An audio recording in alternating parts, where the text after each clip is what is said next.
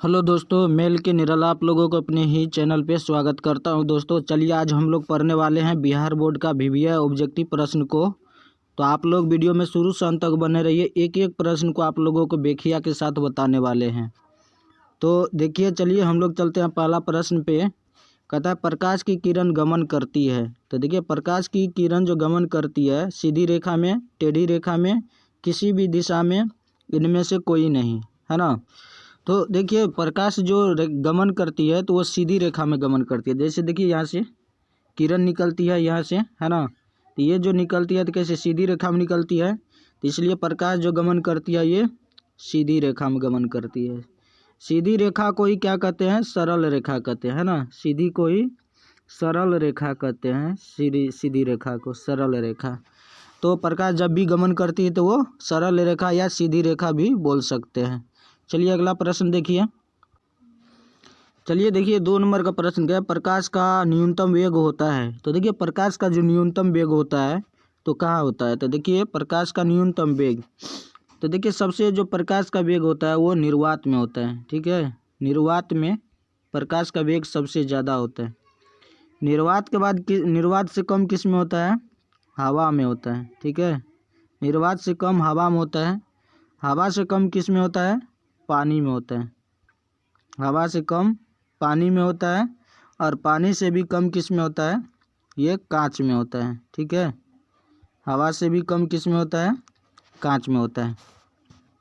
तो देखिए, इस तरह से यदि न्यूनतम पूछेगा तो कांच हो जाएगा। प्रकाश की चाल न्यूनतम किस में होता है? तो कांच में होता है। और अधिकतम पूछेगा तो वो निर्वात में होता है, ठीक है। तो इसमें बताइए, कहता प्रकाश का न्यूनतम वेग होता है किस में? निर्वात में, जल में, वायु में, कांच में। तो ये किस में हो जाएगा? ये कांच में हो जाएगा, ठीक है।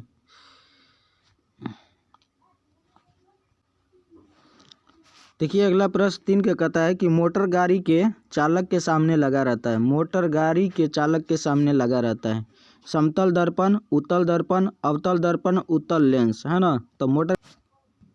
तो देखिए, इसमें यदि मोटर गाड़ी के कहेगा तो देखिए ये हेडलाइट हो गया, है ना। आगे वाला लाइट को हेडलाइट कहते हैं। इसमें जो अवतल दर्पण लगा रहता है, ठीक है। इसमें सामने वाला हेडलाइट में अवतल दर्पण का उपयोग किया जाता है, ठीक है। देखिए इसके साइड लाइट में देखिए यहाँ पे ड्राइवर बैठता है, और इसके बगल में एक और दर्पण लगा रहता है जिसको बोलते हैं, जिसको उत्तल दर्पण बोलते हैं, है ना। इसको बोलते हैं उत्तल दर्पण, इसको बोलते हैं उत्तल दर्पण, ठीक है। तो यहाँ जो लगा रहने पर चलते हैं, देखिए। तो देखिए अगला प्रश्न क्या कहता है? मोटर गाड़ी के चालक के सामने लगा रहता है। देखिए चालक के सामने कहता है, तो चालक के सामने उत्तल दर्पण लगा रहता है, जो कि आपका बी हो जाएगा, ठीक है। मोटर कार के हेडलाइट में किसका प्रयोग होता है? तो देखिए मोटर कार के हेडलाइट में कहेगा तो समतल दर्पण, उत्तल दर्पण, अवतल दर्पण, उत्तल लेंस। तो इसमें क्या होता है कि हेडलाइट में अवतल दर्पण का उपयोग किया जाता है। किसी भी गाड़ी में, मान कर चलिए कोई भी गाड़ी रहेगा, मोटरसाइकिल रहेगा या मोटर कार रहेगा या जो भी रहेगा, तो उसके जो हेडलाइट होता है तो उसमें अवतल दर्पण का प्रयोग किया जाता है, जबकि बगल वाला जो लाइट होता है साइड मिरर, उसमें उत्तल दर्पण का उपयोग किया जाता है। चलिए अगला प्रश्न देखिए। अगला प्रश्न कहता है, देखिए यहाँ पे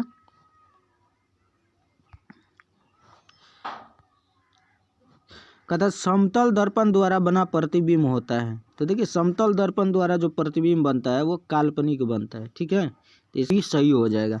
अगला प्रश्न देखिए, क्या कहता है? लेंस की क्षमता कैसे मात्रक क्या होता है? तो लेंस की क्षमता कैसे मात्रक डायोप्टर होता है, ठीक है। कहता है प्रकाश की किरणों का पथ दर्शाने वाले चित्रों को क्या कहा जाता है? तो देखिए प्रकाश की किरणों का पथ पर दर्शाने वाला, मतलब ये प्रकाश की किरण हो गया, और ये पथ जो दर्शाने वाला होता है तो इसको बोलते हैं किरण आरेख, ठीक है। इसको किरण आरेख बोलते हैं,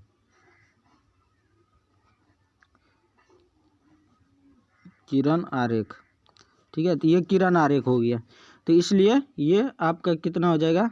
ये नंबर सही हो जाएगा। फिर देखिए कहता है 2D क्षमता वाले लेंस का फोकसांतर होगा। तो देखिए क्षमता पूछ रहा है, तो इसमें क्षमता तो 25 गुना 50 सेंटीमीटर इसका हो जाएगा डी, ठीक है। फिर देखिए किसी लेंस का फोकसांतर 50 सेंटीमीटर है, तो इसी को उल्टा के पूछ दिया है। तो उसकी क्षमता क्या होगा, तो इसका क्षमता 2D होगा। ठीक है, चलिए हम लोग देखिए अगला प्रश्न पे चलते हैं। चलिए देखिए, प्रकाश के किरणों के समूह को क्या कहते हैं? प्रकाश स्रोत कहते हैं, किरण पुंज कहते हैं, प्रदीप्त कहते हैं, परिकिरणन कहते हैं। तो प्रकाश के किरणों के समूह को किरण पुंज कहते हैं। ठीक है, तो ये आपके ये हो गया। कहता है कि उत्तल लेंस की क्षमता होती है, तो देखिए कहता है उत्तल लेंस की जो क्षमता होती है वो ऋणात्मक होती है। ठीक है,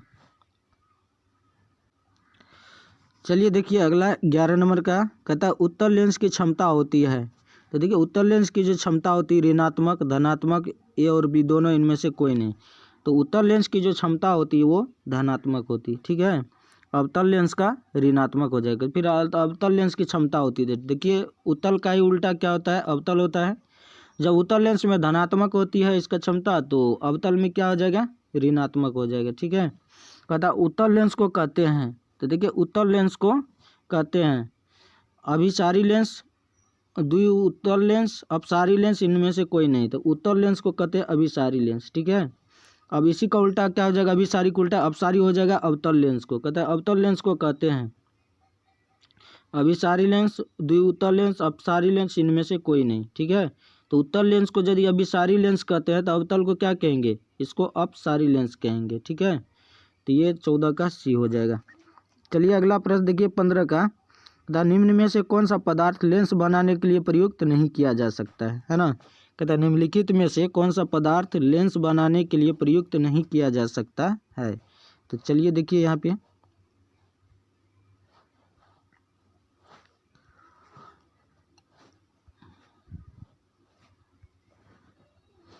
तो देखिए इसमें दिया है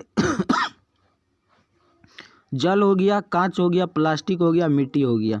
तो देखिए लेंस में जो है मिट्टी का उपयोग नहीं किया जाता है। ठीक है, फिर अगला प्रश्न देखिए, कहता है किस दर्पण से हमेशा वस्तु से छोटा प्रतिबिंब बनता है।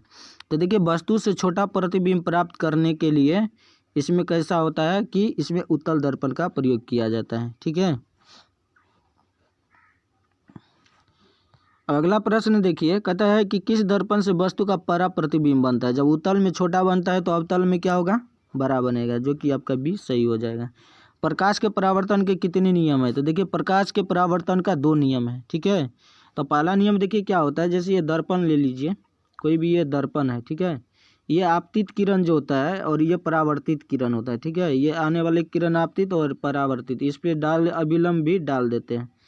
तो देखिए ये कोण जो होता है, ये कोण आपतन कोण, और ये कोण क्या होता है, आपस में बराबर होता है। ठीक है, ये कोण और ये कोण बराबर होता है। आपतन कोण, अभिलंब कोण और इस पे डाला गया अभिलंब, ये तीनों क्या होता है, एक ही बिंदु पर होता है ना। तो इसलिए यही 2 इसका नियम है प्रकाश के परावर्तन का। तो प्रकाश के परावर्तन के कितने नियम है, प्रकाश के परावर्तन का 2 नियम है, जो कि आपका ऑप्शन सी डी सही हो जाएगा।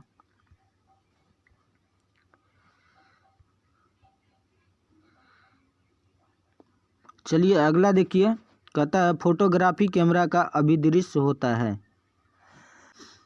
तो फोटोग्राफी कैमरा का अभिदृश्य होता है उत्तल लेंस, अवतल लेंस, अवतल दर्पण, उत्तल दर्पण। तो इसका होता है उत्तल लेंस। ठीक है, कहता है साइड मिरर के रूप में प्रयुक्त होता है। तो हमने पहले भी बता चुके हैं, गाड़ी के साइड मिरर में उत्तल दर्पण का प्रयोग होता है। ठीक है, जो कि आपका बी सही हो जाएगा। अगला प्रश्न है, एक अवतल दर्पण की फोकस दूरी 10 सेंटीमीटर है, तो उसकी वक्रता त्रिज्या कितना होगा। तो देखिए, तो वक्रता त्रिज्या पूछ रहा है, तो आर बराबर क्या हो गया, आर बराबर 2f होता है। ठीक है, तो फोकस दिया हमको 10, तो सीधा इसमें क्या करेंगे, 2 गुना 10 कर देंगे, तो 10 दूना कितना हो जाएगा, ये 20 सेंटीमीटर हो जाएगा। तो देखिए 20 कितना में है, ये बी नंबर में है, जो कि आपका बी सही हो जाएगा। अगला प्रश्न देखिए, कहता है निर्गत किरण और अभिलंब के बीच कोण को कहते हैं। तो देखिए निर्गत किरण, जैसे कि इधर से ये आया किरण और इधर से ये निर्गत हो गया, निकल गया, और इसके ये अभिलंब है, तो इसके कोण को कौन सा कोण कहते हैं। तो इसको बोलते हैं अपतन कोण, अपरावर्तन कोण, निर्गत कोण, इनमें से कोई नहीं। ठीक है, तो इसको कौन सा कोण बोलेंगे बताइए। तो ये हो जाएगा आपको निर्गत कोण, है ना, निकल इधर से प्रकाश आया और इधर से ये जिस कोण से आया उस कोण से ये निकल रहा है, तो इसलिए इसको निर्गत किरण भी निर्गत कोण भी बोल सकते हैं। ठीक है, अगला प्रश्न देखिए, कहता है सूक्ष्मदर्शी में किसका उपयोग होता है। तो देखिए सूक्ष्मदर्शी में जो होता है वो उत्तल लेंस का उपयोग होता है। ठीक है, कहता है कि किस लेंस के द्वारा सिर्फ काल्पनिक प्रतिबिंब बनता है। तो देखिए किस लेंस के द्वारा, तो इनमें से कोई नहीं है ना।